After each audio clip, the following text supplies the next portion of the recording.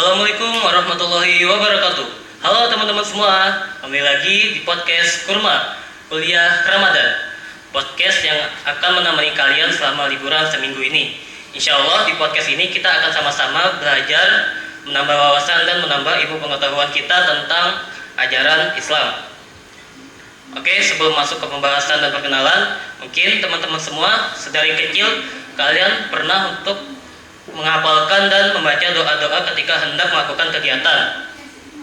Seperti contoh, doa-doa sebelum makan, doa sebelum tidur, dan bahkan niat ketika hendak melakukan ibadah.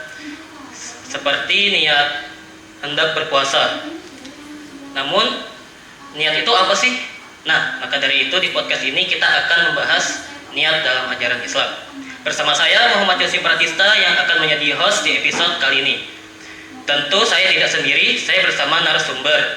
Beliau adalah salah satu guru agama Islam yang masih aktif mengajar di SMA Negeri 1 Al-Qulub, yaitu Ibu Marfungah SPDI. Halo Ibu. Gimana Ibu kabarnya? Alhamdulillah. Ya. Alhamdulillah. Mungkin kita bisa langsung masuk ke pembahasannya kali Bu ya, tentang niat ini. Jadi sebenarnya itu pengertian niat dalam Islam itu apa sih Bu? Dan kenapa kok niat itu penting sekali dalam kehidupan seorang muslim? Pengertian niat dalam Islamnya, niat itu kalau secara bahasa itu berarti keinginan atau tujuan yang ada di dalam hati untuk melakukan suatu perbuatan. Jadi sebelum kita melakukan sesuatu itu sudah pasti ya, kita kan ada asing yang namanya niat, ya kan? Niat, ayo niat dulu. Benar. Kita mau sholat niat dulu, mau wudhu pakai niat, bahkan mau tidur niat dulu karena ada bacaannya, ya kan? Ya. Bacaan. Terus apalagi ya, nah kita lagi puasa juga kita pasti membaca niat dulu, sholat, puasa dan lain sebagainya.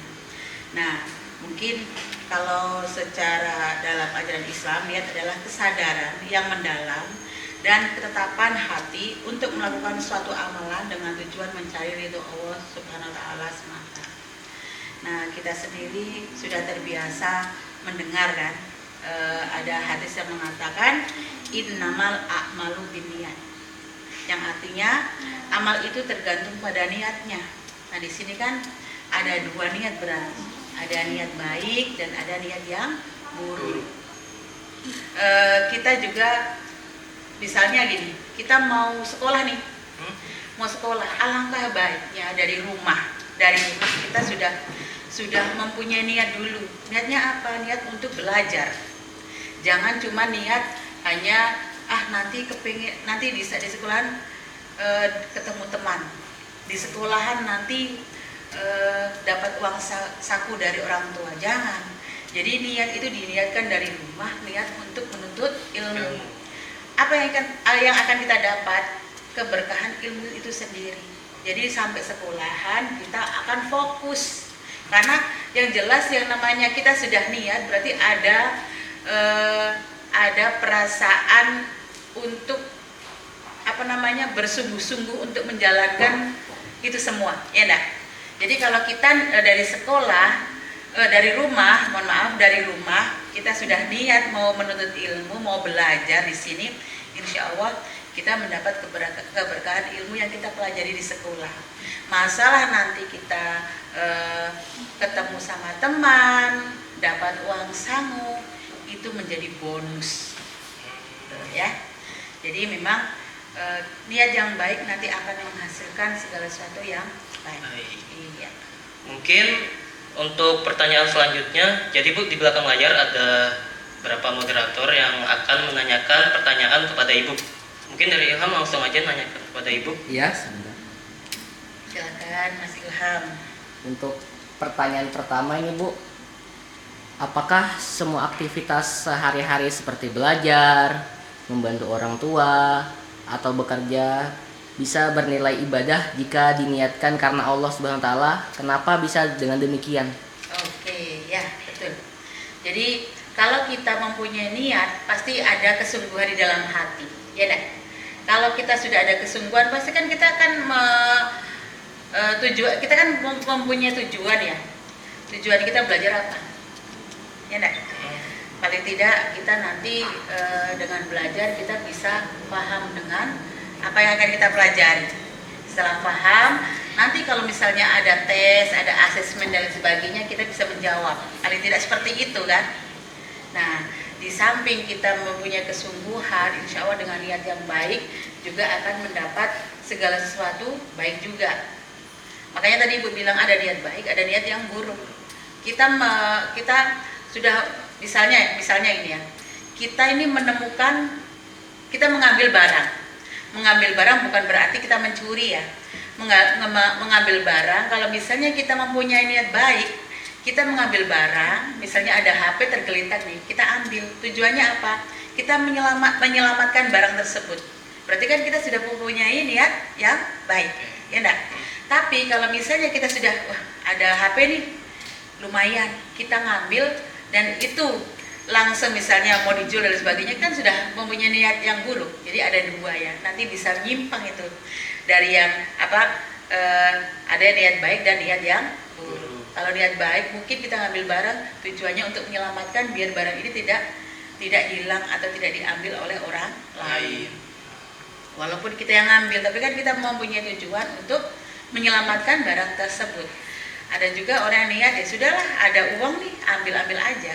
Makanya kan sering kita dengar di sekolah ya, ada anak menemukan duit. Kalau anak itu memang punya niat buruk, tidak bakalan dia akan ditaruh di TU untuk diumumkan, ya enggak? Tapi karena anak ini mempunyai niat baik, saya ambillah nanti saya taruh ke TU biar diumumkan, siapa tahu ada yang kehilangan duit, kan gitu.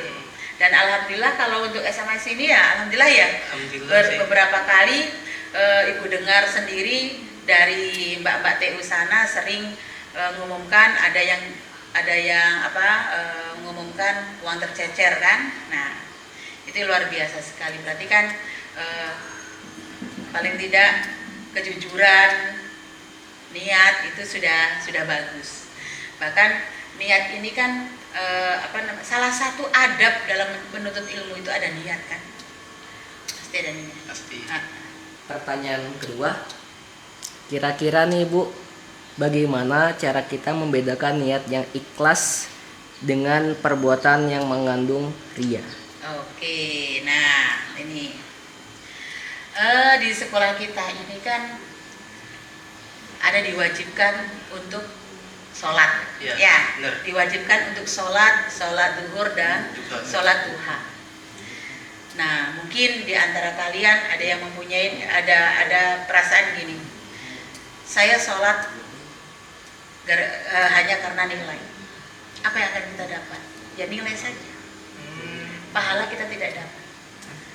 Tapi kalau misalnya lambat laun, mungkin awalnya kita niat niat kita hanya biar tidak dimarahi, biar mendapat nilai. Tapi kan lama kelamaan karena itu sudah kebiasaan, kalau menurut Ibu ya itu tidak masalah.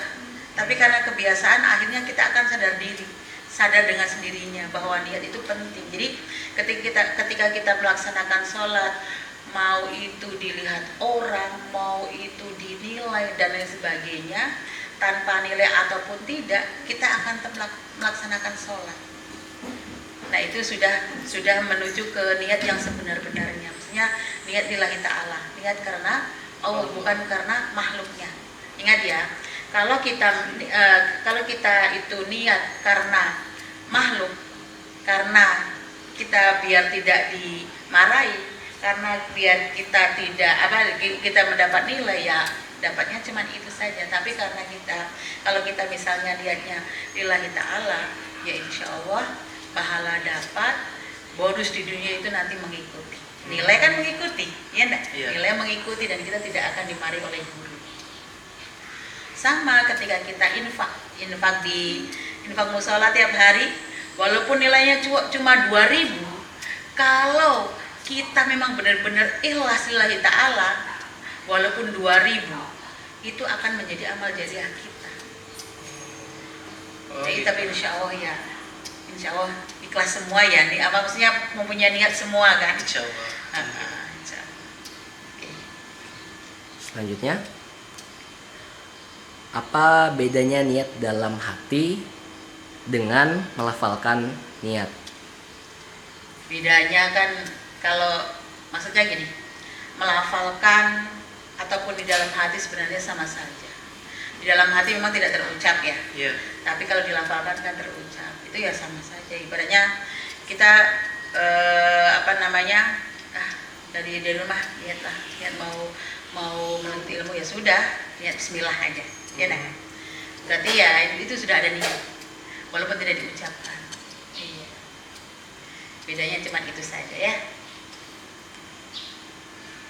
Baik, selanjutnya, bagaimana kalau seseorang berniat buruk tapi belum melakukannya? Apakah seseorang itu tetap berdosa? Oke, nah ini hebatnya Islam di sini. Ketika kita mempunyai niat yang baik, malaikat itu insya Allah akan mencatat dengan amal kebaikan, apalagi sampai merealisasikannya. Akan tetapi kalau misalnya kita mempunyai niat yang buruk, selama niat buruk itu tidak dilakukan, insya Allah kita tidak berdosa. Ya, selama kita tidak melakukan. Tapi ya itu, tapi tetap ingat ya, innamal a'malu binniyat. Amal itu tergantung pada niatnya. Ya, jangan sampailah kita mempunyai hal-hal yang buruk untuk melakukan kejahatan, apalagi ya untuk mencuri dan sebagainya, tidak usah. Hilangkan jauh-jauh. Karena apa ya? Itu menjadi sebuah, takutnya menjadi sebuah motivasi untuk di dalam hati kita. Kita nanti mau nyuri, jangan. Tetap aja kita, setidaknya kita harus punya niat yang baik, ya, karena akan menentukan an-nadhafatu minal iman itu adalah amal, yang artinya amal itu tergantung pada niatnya. Oke. Oke, mungkin pertanyaan terakhir ya Bu ya. Oh iya.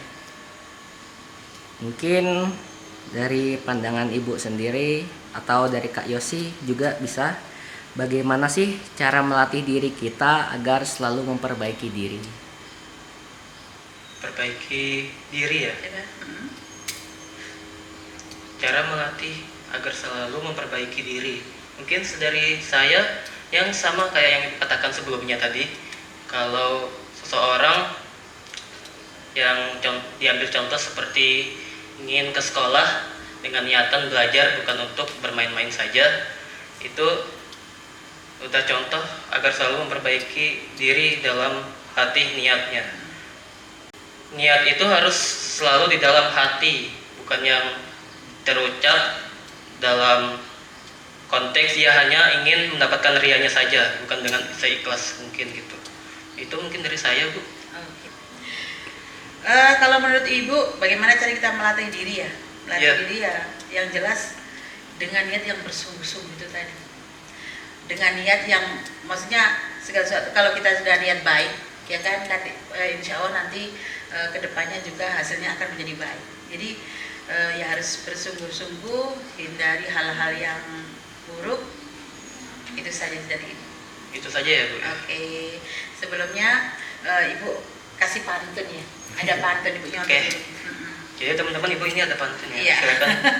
Ada Cakep. pantun dulu. Menuntut ilmu sangat terpuji. Cakep. Niat tulus karena ilahi. Cakep. Bukan untuk dipuji sana sini dan bukan untuk berbangga diri.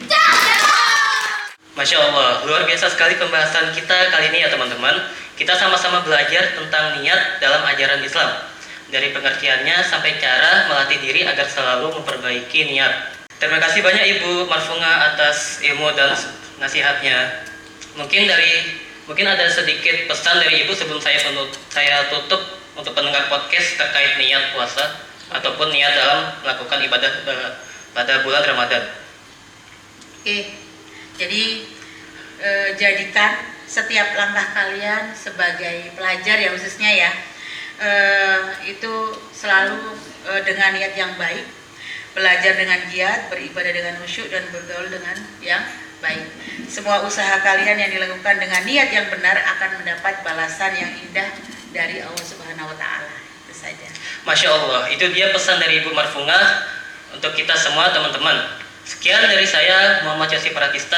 Saya pamit undur diri. Wassalamualaikum warahmatullahi wabarakatuh.